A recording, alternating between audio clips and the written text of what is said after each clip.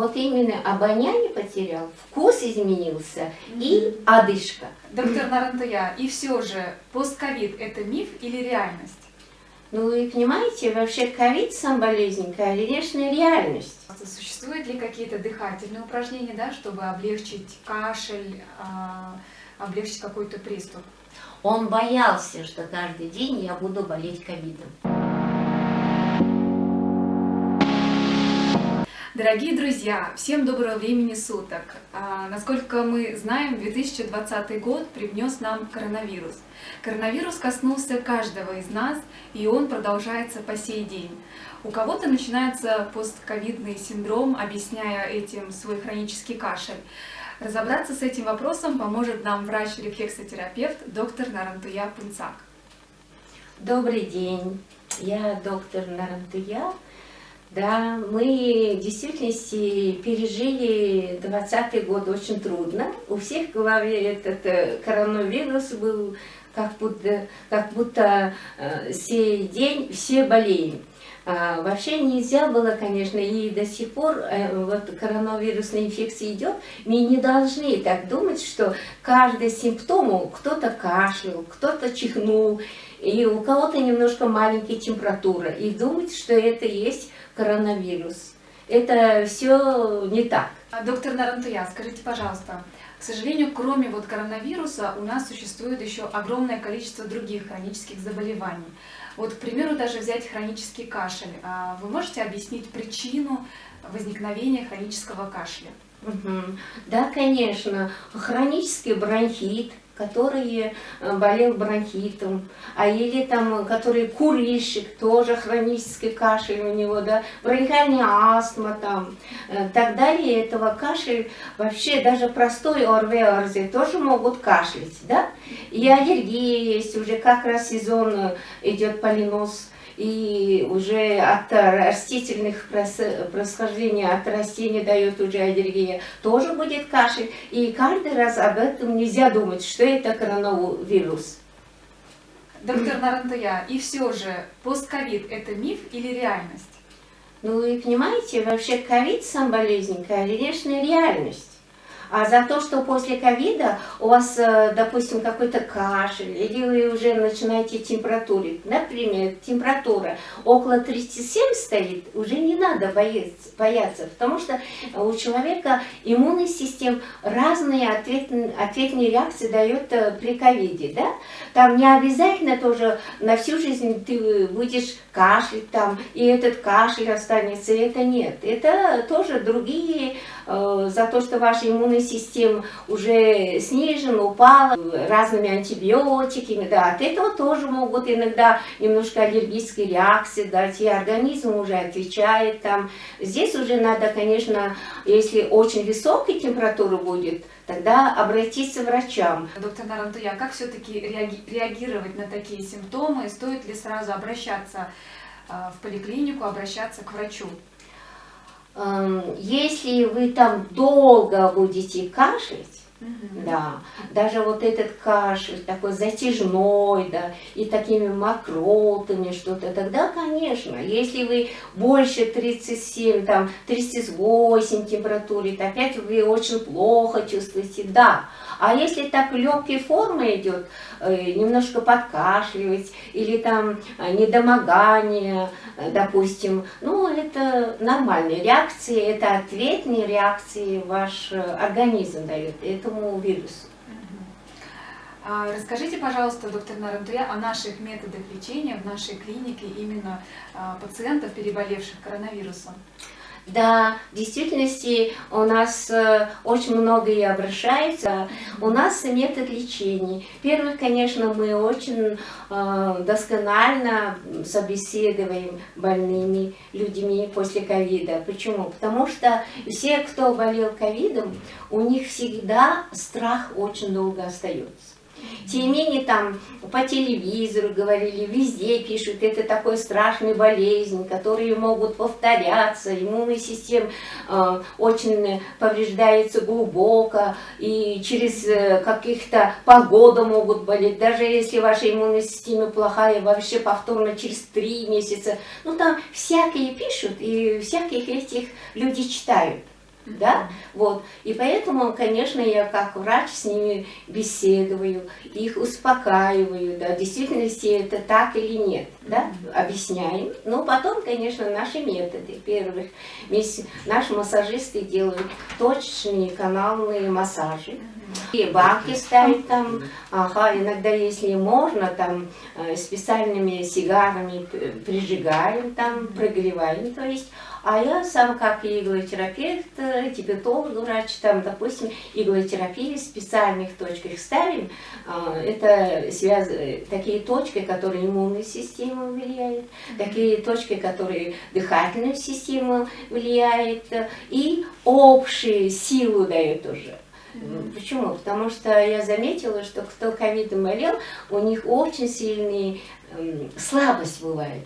Именно тоже я слышала так. Например, тяжелые формы человек ковидом болел, который к нам приходит, кашель, говорит, вообще мало, но одышка есть. До 3-го этажа, до 2-го тоже этажа уже мне есть кашель и одышка. Вот, поэтому вот этой ситуации мы еще плюс добавим фитопрепараты наши. Еще у нас есть разные микстуры, которые противоракита, противовирусные, потому что когда у вас вирусная инфекция, то есть именно в комплексе, да, принимать как внешние, так и внутренние процедуры. Да. Ну, конечно, еще мы объясняем питание. Там, да. Да, питание тоже очень много значения имеет, да, чтобы силу человека было. По конституции тоже мне питание, как что кушать, что принимать, мне говорят. Теперь ковида приходят люди, обоняния нет. Полгода есть, нету обоняния у меня человека было, вкус изменен было, понимаете? Вот. И страх, конечно. Доктор Наратуя, давайте с вами поговорим про синдром Мюнхгаузена, то есть как психосоматика именно влияет после перенесения коронавируса. Очень сильные информации, нужные, ненужные, читает и услышит, и как человек, если этого переболел, он, конечно, у него сильные изменения психики идет.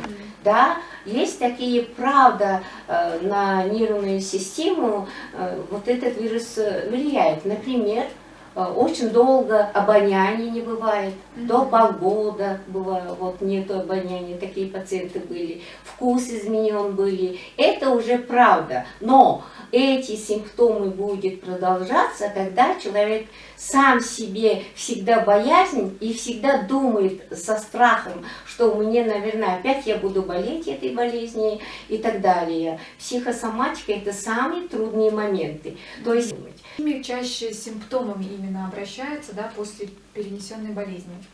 Ну, а обычно, знаете, вот именно обоняние потерял, вкус изменился и одышка.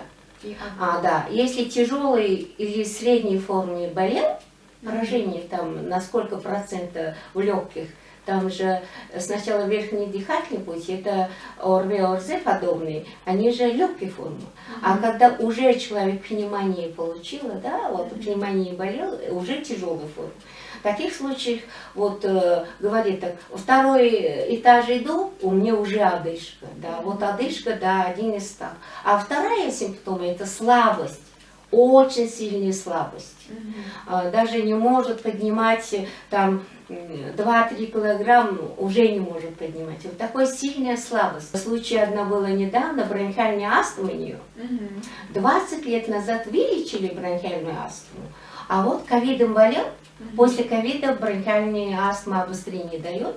И вот ко мне пришла первые дни, вот прямо не постоянно кашляет, пока там мне почти час 30 минут она кашляла, да, прижигание в разных точках и иголки делала. А теперь на сей день уже она почти не кашляет. Да. Вот так.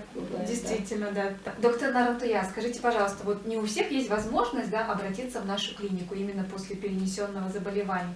В домашних условиях, вот, что вы можете посоветовать?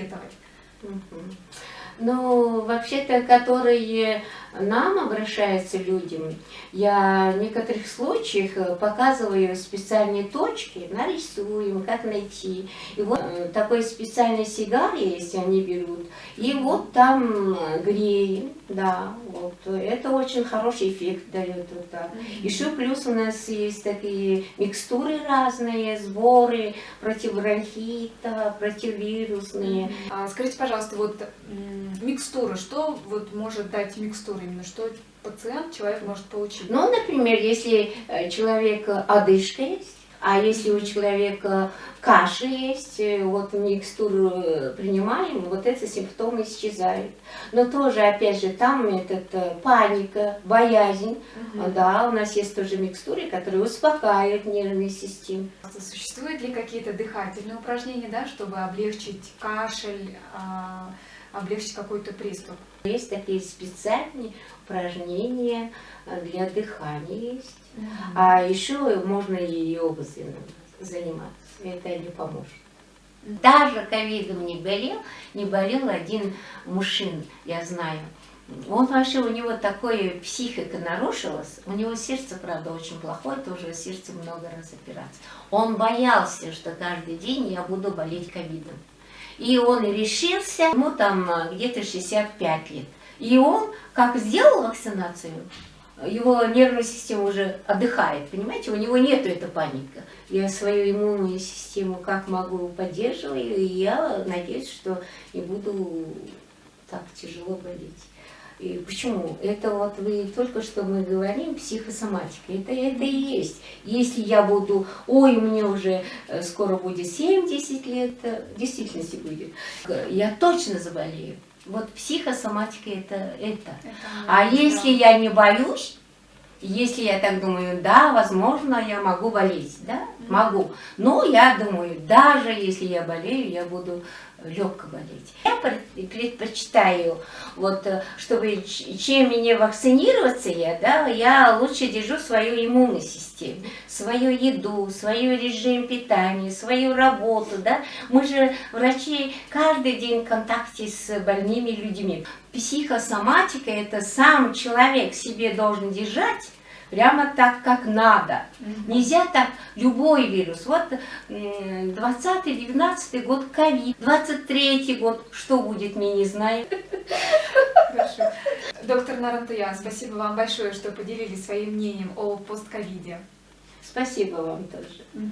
Дорогие друзья, спасибо большое, что сегодня были с нами. Подписывайтесь на наш канал, ставьте лайки, нажимайте на колокольчик. Всем пока!